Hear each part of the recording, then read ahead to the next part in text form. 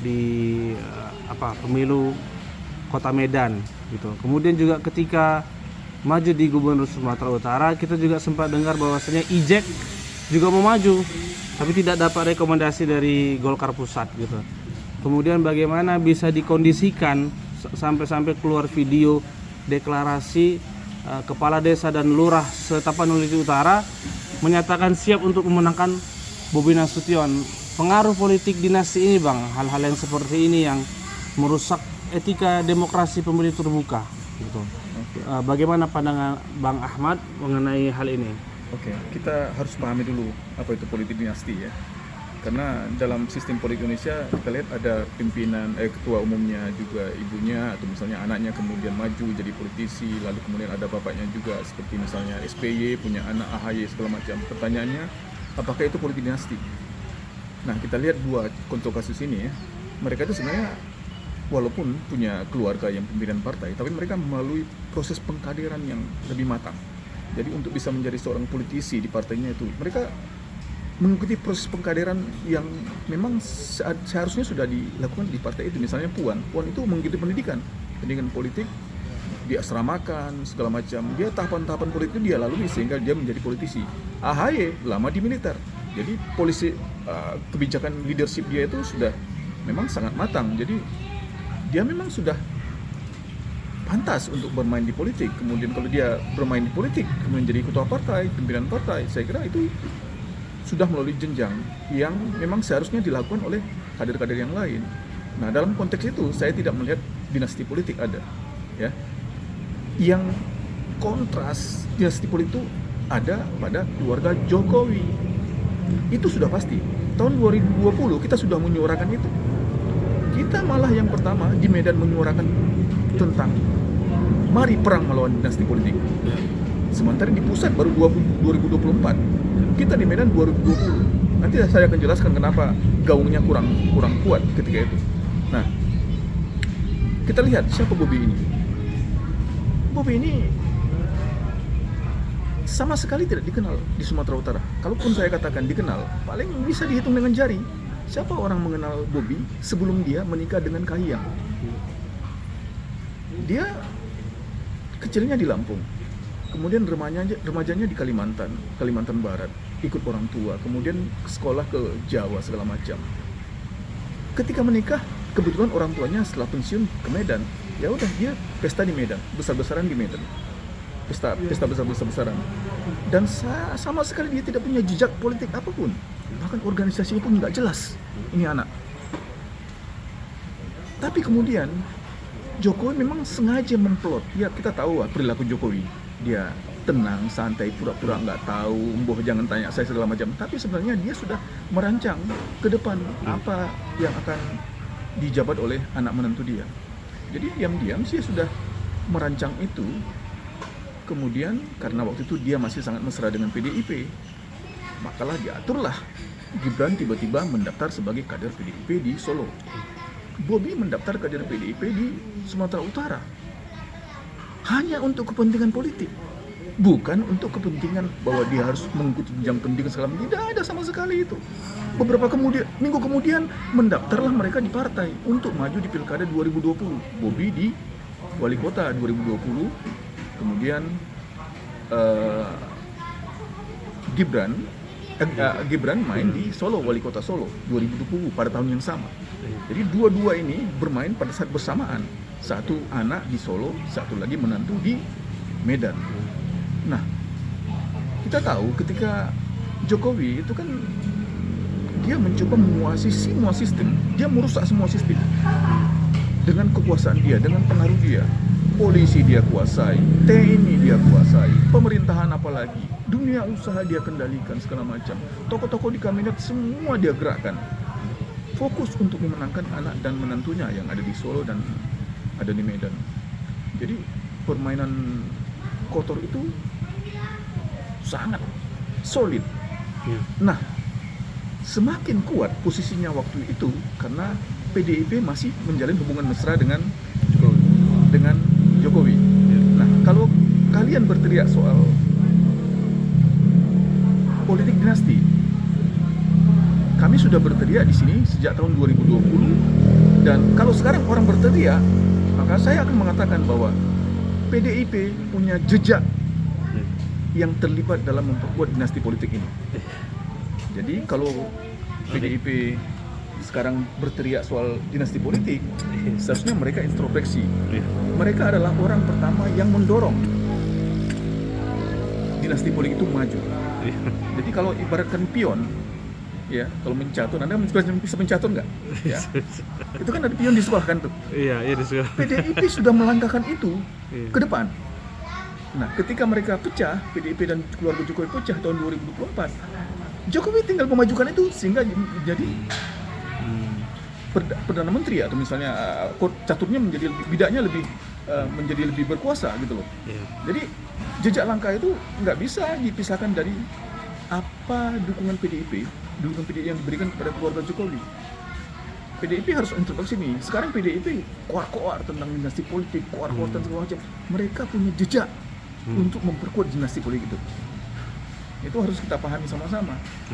Ini kan terungkap karena perpecahan antara Jokowi dan PDIP.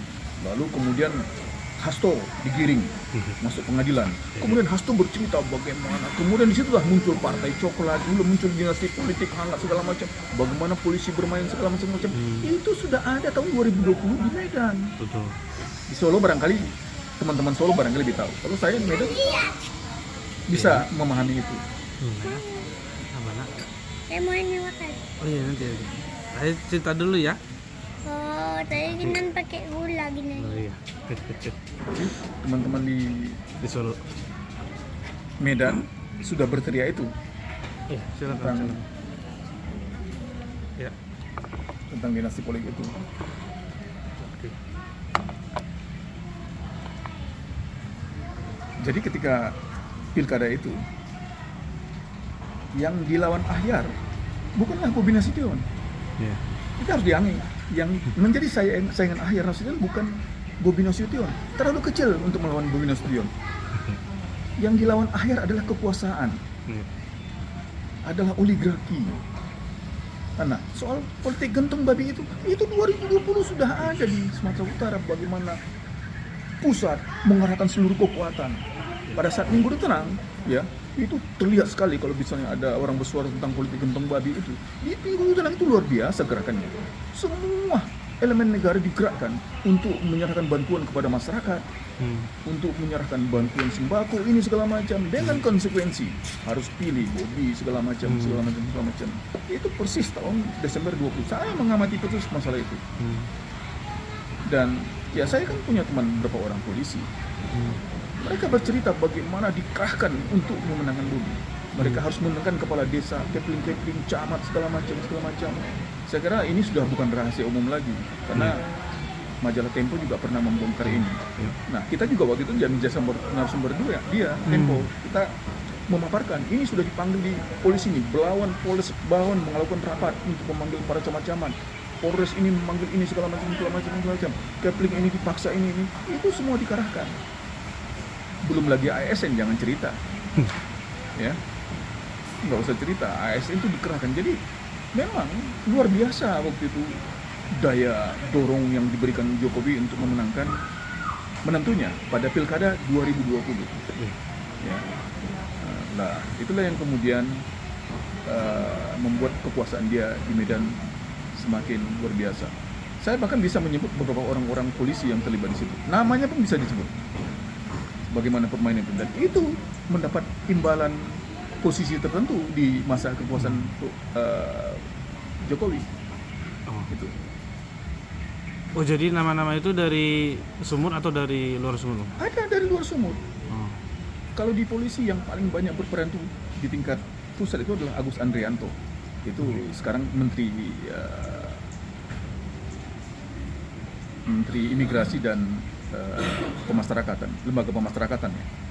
Ya itu bermain mengkoordinir bagaimana Partai Coklat bermain untuk memenangkan Bobi pada tahun 2020 itu. Agus Andrianto ini seorang perwira polisi yang memang sangat lama bertugas di Sumatera Utara. Ketika di Taman Akmil tahun 89 itu dia sudah tugas di Sumatera Utara. dia tugas di Sumbul, kemudian karirnya kemudian lama sempat pindah ke daerah lain, tapi kemudian kembali lagi.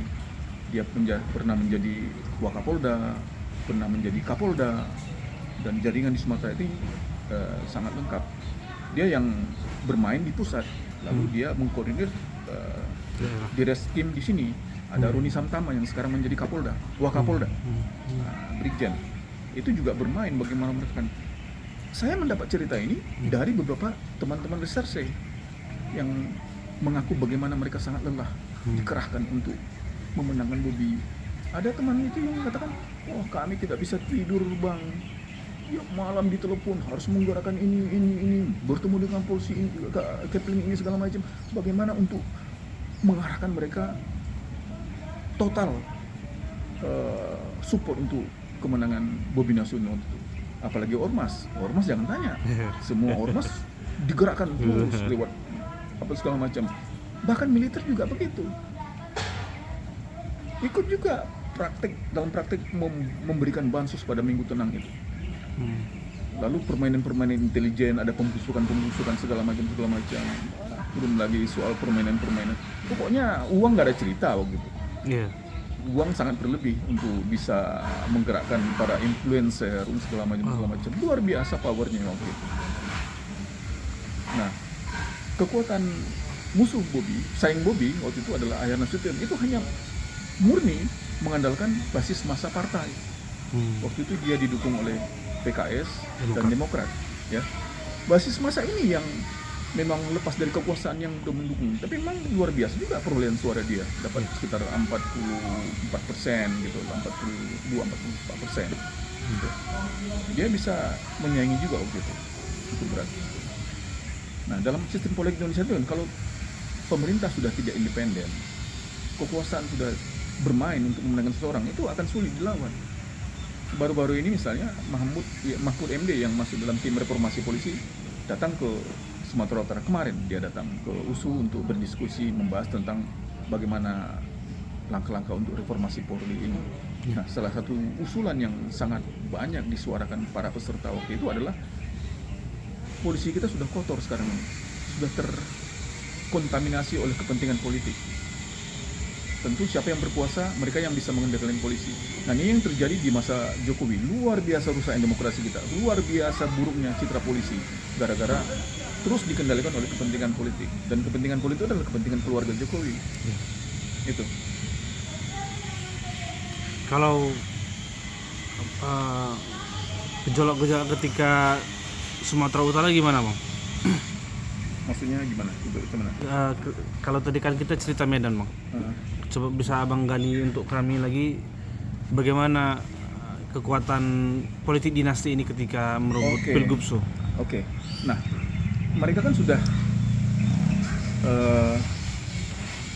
membangun kekuatan ketika Bobi menjabat sebagai wali kota mulai ketika pelantikan itu sekitar bulan Februari tahun 2021 dia dilantik, ya. Dia menjalani kekuasaannya, itu kan janji-janji yang dia sampaikan kepada masyarakat itu kan, ya apa yang terbukti?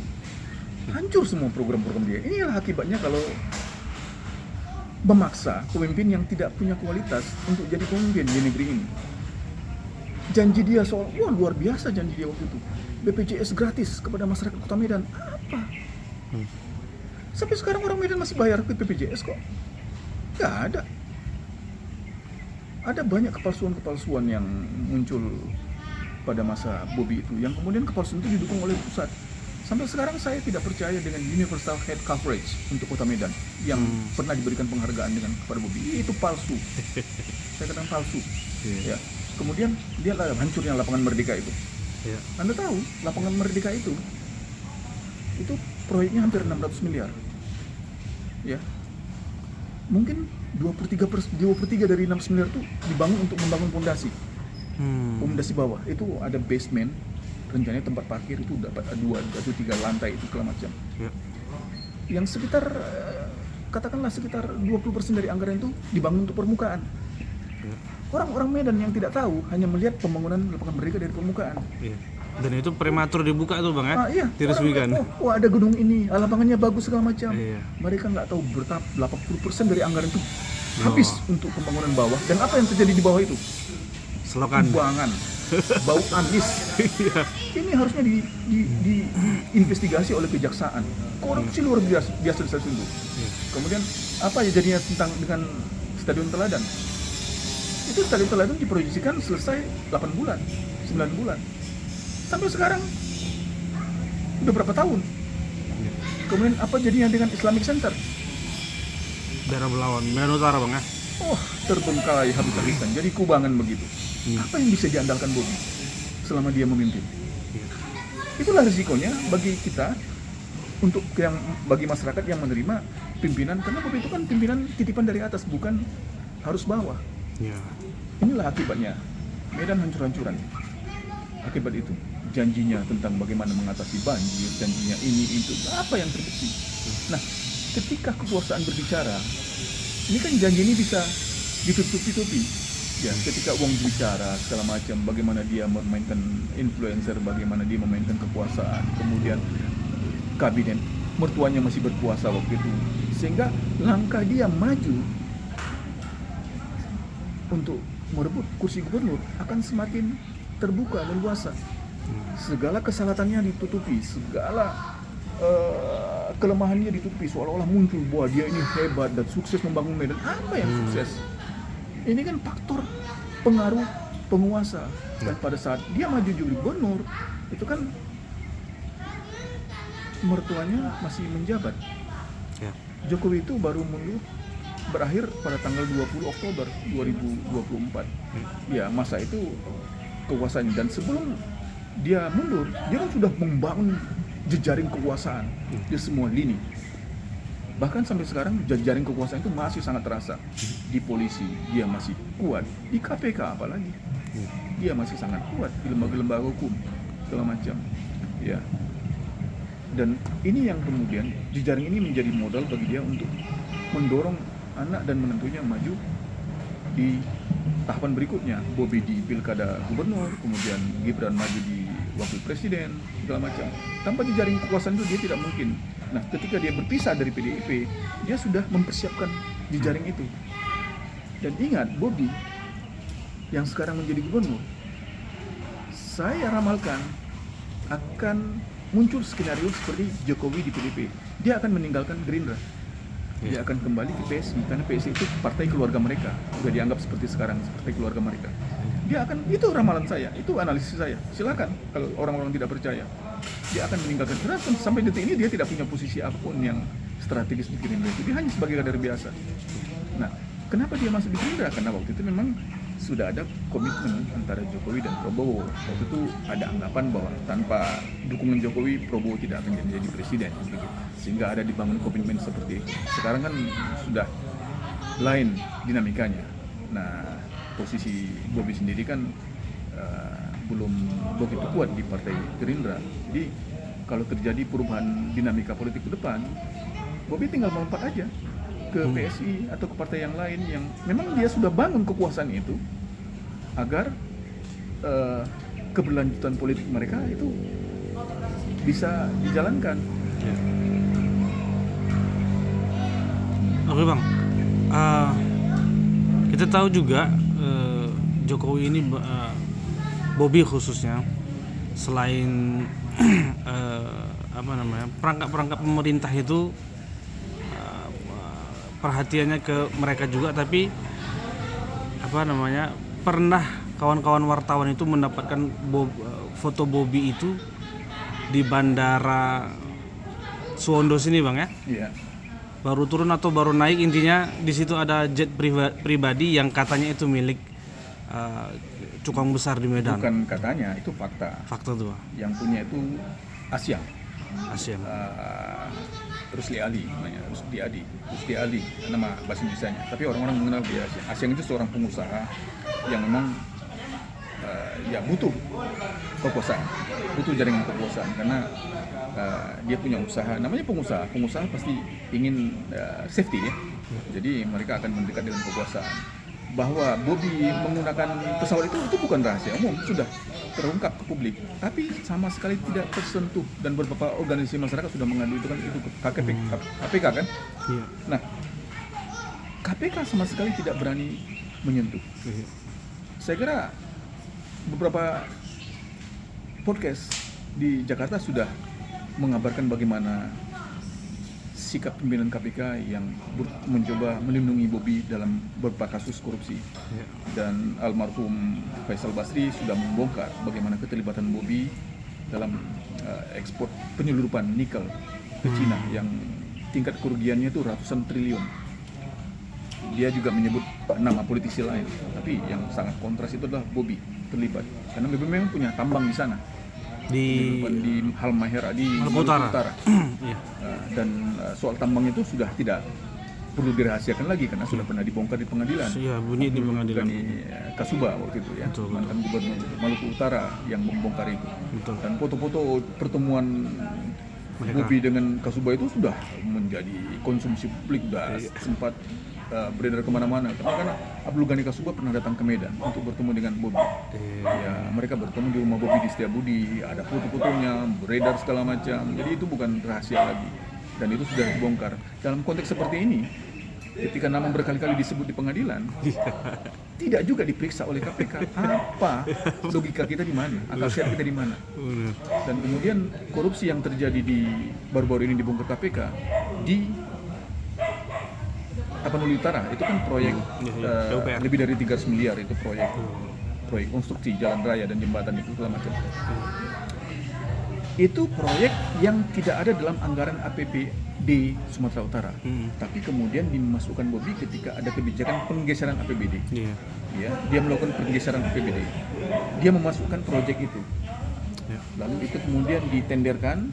Nah, ditentukan pemenangnya siapa dan dapat P segala macam. Iya. Secara hukum, ya, semua orang tahu bahwa asal muasal korupsi itu terjadi karena pergeseran APBD. Tentu sangat penting bagi aparat penyidik KPK untuk membongkar. Jangan-jangan ini strategi korupsi ini memang sudah dirancang pada saat itu. Bobi harus bertanggung jawab. Sampai sekarang apa yang terjadi? Tak satu pun ada surat panggilan pemeriksaan kepada Bobi. Tapi luar biasa. jaksanya sudah meminta dipanggil Bang, tapi nggak lama kemudian ditimpa kebakaran pula. Tanda tanya juga kita. Iya. Dan mereka menolak panggilan hakim itu. Iya. Padahal seharusnya tidak boleh dibantah. Perintah hakim, majelis hakim itu tidak boleh. Ketika hakim mengatakan hadirkan Bobi, ya mereka harus hadirkan. Ini mereka menolak dengan alasan bahwa Bobi tidak terlibat. Artinya KPK adalah pelindung Bobi. Nah, kita juga harus melihat siapa KPK ini. Ya, kalau saya sih melihat ini tidak bisa terbantah dengan peran Jokowi yang waktu itu melantik pimpinan KPK yang sekarang. Ya. Jokowi melantik pimpinan KPK itu sebenarnya belum pada waktunya. Belum habis periode istilahnya. Belum habis periodenya, harusnya Desember. Oke.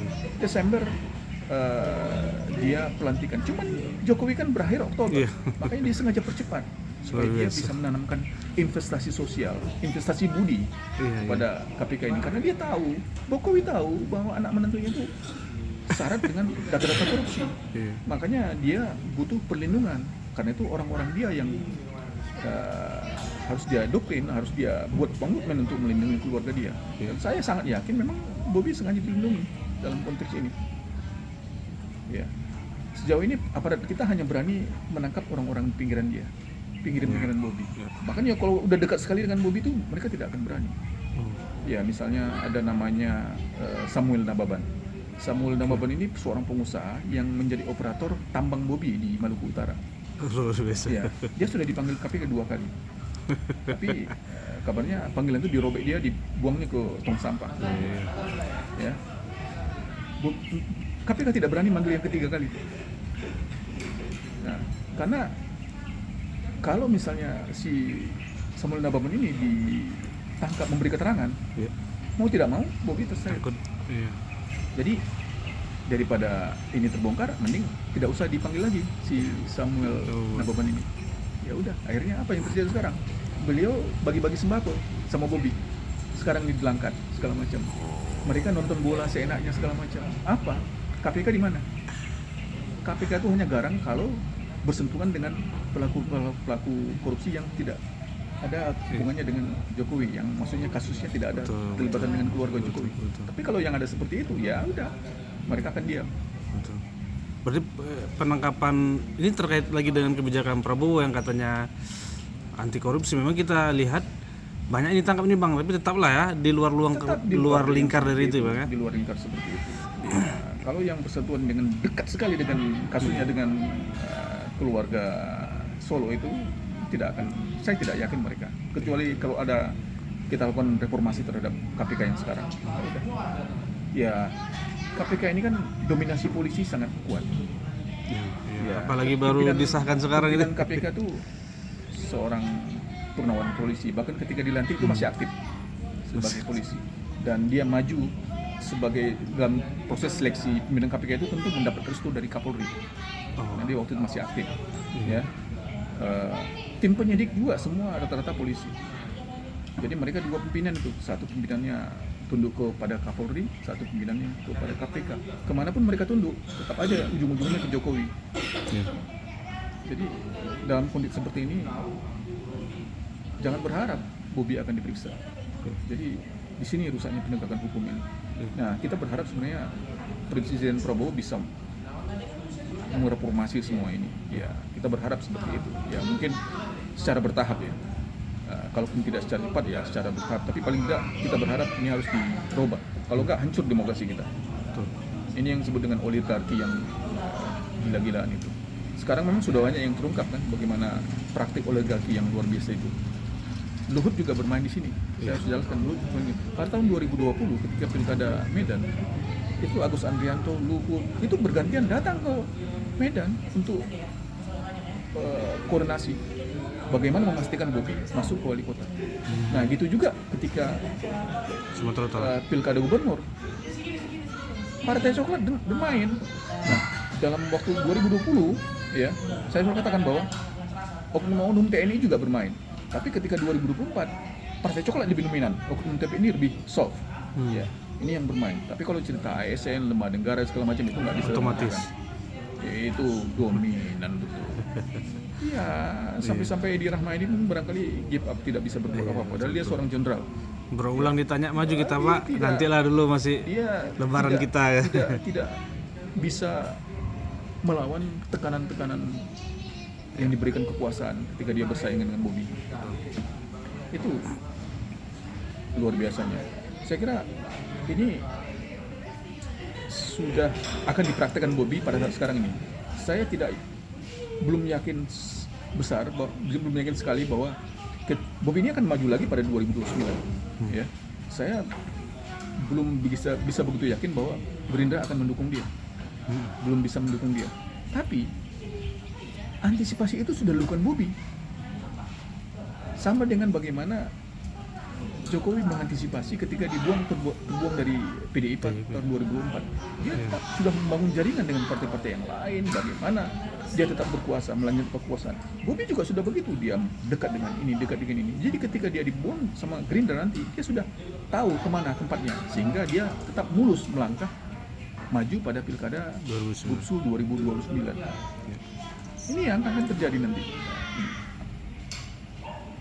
Oke Bang, terakhir jadi kita ini, terutama kami lah Bang, anak-anak muda ini kan yang berada di dalam lingkup civil society, masyarakat madani, melihat keadaan negeri kita sekarang seperti yang nggak ada lagi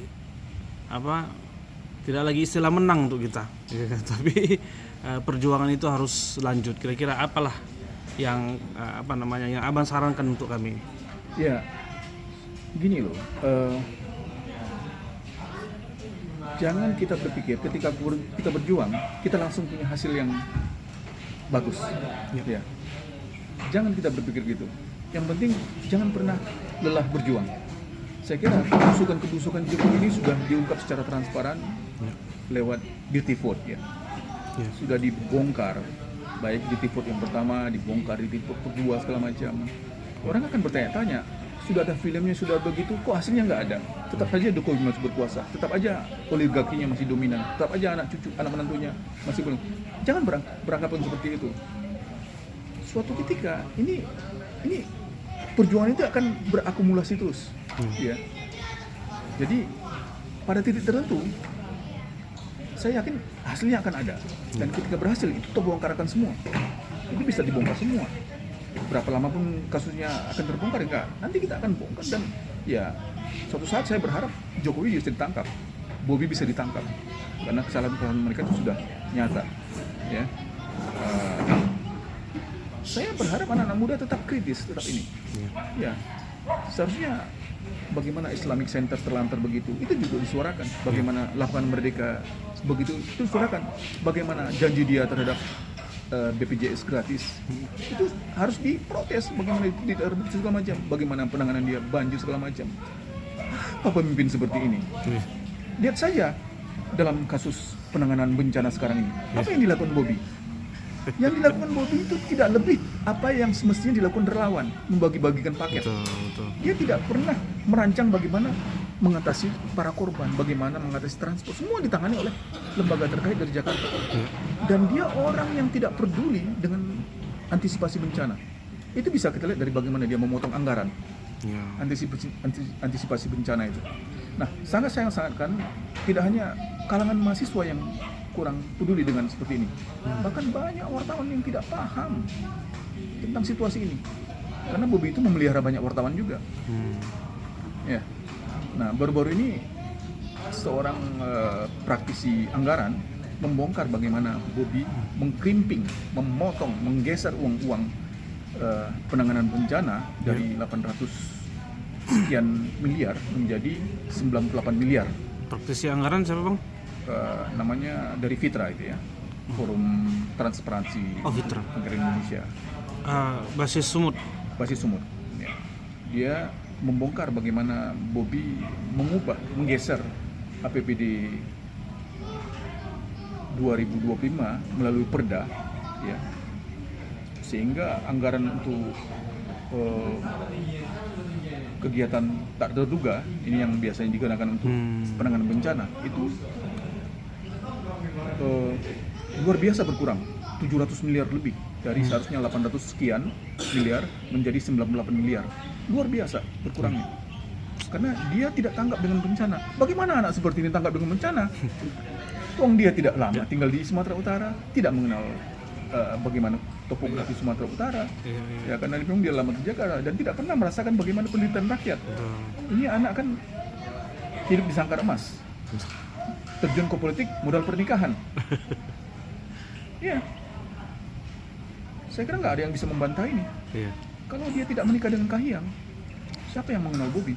Barangkali ada yang mengenal Bobi, cuman mungkin pakai jari saya bisa menghitungnya. Ya. Tapi namanya politik memang begitu. Ya, politik bisa menggunakan sumber daya apa daya, tapi kan harus ada proses-proses yang saat ini mesti dijalani. Sehingga inilah yang kita sebut dengan dinasti tadi, yang tanpa proses pengkaderan, kemudian hanya modal pernikahan, dia bisa menikah. Nah, lihat saja, kembali ke soal anggaran tadi, dia menyiapkan anggaran 98 miliar melalui Perda terakhir yang dia putuskan. Lalu ironisnya, ya, ketika ditanya wartawan, dia mengatakan tidak benar seperti itu, karena dia tahu wartawan yang bertanya itu adalah wartawan dia juga. Ya. Sehingga wartawan itu apakah mereka tidak paham masalah pemerintahan, tidak paham masalah peraturan-peraturan Perda yang Pergub yang mengubah pergeseran APBD, mereka mengiyakan saja kemudian memberitakannya. Kita butuh sebenarnya wartawan-wartawan kritis bahwa cukup Bobi ini sudah bohong. Lebih parahnya lagi, pada anggaran 2026 untuk penanganan bencana teralokasikan cuma 70 miliar. Itu data yang diungkap oleh Fitra, Forum Transparansi untuk Indonesia, ya, Fitra Sumut. Dari sini kan bisa kita bayangkan. Sementara beberapa waktu lalu Bobi berkuar-kuar bahwa kerugian akibat bencana di Sumatera Utara saja itu 9,9 triliun. Sementara anggaran yang tersedia untuk tahun ini 98 miliar. Jadi kalau dikatakan beliau gagap menghadapi bencana, ya saya kira itu tak terbantahkan. Apa yang dilakukannya dengan anggaran yang terbatas itu? Ya hanya bagi-bagi sembako, itu segala macam. Yang seharusnya pekerjaan itu ditangani oleh relawan. Ya seperti kalian ini, relawan-relawan biasa. Bukan seorang pimpinan daerah. Pimpinan kepala daerah itu harus merancang bagaimana antisipasi terhadap transportasi yang macet, bagaimana menembus wilayah-wilayah yang terisolir, bagaimana mengkoordinir semua bantuan-bantuan yang ada. Bukan bertindak seperti relawan. Iya. Setelah kalau bahasa kita kalau gitu pun kita belum bisa buat. Untuk apa deh kita tunjukkan? Apalagi bagi-bagi sembako dari atas dilemparkan, kemudian terburai jatuh ke tanah segala macam. Ya ini hal-hal yang saya kira risiko yang harus ditanggung masyarakat Sumatera Utara ketika memilih pemimpin yang memang bukan dikader dari nol, bukan dari bawah. Dia adalah pemimpin yang dititipkan dari atas. Itu yang dinamika yang kita hadapi sekarang. Gitu. Oke Bang, teringat pula lagi saya kan padahal sudah mau kita closing. Waktu Bobby maju itu kan keluar pula nama si Clara katanya gitu. Di saat itu kan luar biasa Bobby ini kan istrinya itu anaknya presiden tapi dia nekat seperti itu. Itu benar atau isu? Saya tidak terlalu paham dengan itu karena memang itu persoalan pribadi ya. Saya mungkin tidak akan mengomentari itu karena ya itu pribadi dia. Cuman memang sebagai seorang public figure dia harus siap menanggung risiko itu atau segala macam. Dan saya tidak pernah terlalu investigasi masalah itu. Cuman saya membaca informasi itu dan ada macam-macam cerita tentang itu. Bagi saya sih ya udah itu persoalan pribadi dia. Ada banyak persoalan pribadi yang sebenarnya yang seharusnya saya tidak terlalu concern lah. Yang saya concern adalah bagaimana kepemimpinan dia, ya. Bagaimana dia muncul tiba-tiba, kemudian tadi kan sudah disinggung soal bagaimana Ijek sudah menanamkan investasi yang sangat banyak karena dia sudah memproyeksikan diri maju untuk Pilkada Gubernur 2024 dan dia sudah investasi luar biasa itu, maksudnya kalau bisa dihitung dengan finansial itu udah banyak sekali itu. Hanya karena perintah dari atas ya, kemudian semua itu sirna. Berapa restu? Apakah Ijek kecewa? Bohong kalau dia tidak kecewa. Ya. Bahwa kemudian dia mengatakan kepada media, ya ini ada perintah atas, saya akan dahulukan kepentingan ini segala macam. Itu kan diplomasi karena ada tekanan politik. Tapi kalau dilihat hati nuraninya, dia pasti sangat kecewa sekali. Apalagi dalam prosesnya kemudian mereka juga tidak terlalu akur lagi kan? Ya. Sekarang kita lihat aja nanti perkembangannya. Jadi ini yang parah. Jadi kalau Anda tanya soal spesifikasi Sumatera Utara apa yang terjadi, inilah yang terjadi dengan Sumatera Utara. Jadi miniaturnya apa yang terjadi dilakukan Jokowi di Indonesia ini yang dilakukan Bobby di Sumatera Utara. Nah, semua itu tidak terlepas dari jejaring dia dengan oligarki yang sudah ada, kemudian jejaring dia dengan kekuasaan di pusat, bagaimana permainan partai. Nah, semua ini akan terbongkar. Semua ini terbongkar memang ada peran perpecahan mereka dengan PDIP. Kalau tidak ada perpecahan dengan PDIP, ya saya kira akan sulit kita berbicara tentang dinasti politik, akan sulit kita berbicara tentang partai coklat segala macam. Ya, iya betul. Ya itulah realita yang ada. Tapi supaya nggak lanjut dikasih amnesti beliau. Ya bisa lah seperti itu, ada kompromi politik. Kompromi politik. Ya itulah. Oke Bang, terima kasih atas jawabannya hari ini, sangat membuka semua pertanyaan-pertanyaan kami. Terima kasih Bang waktunya. Assalamualaikum.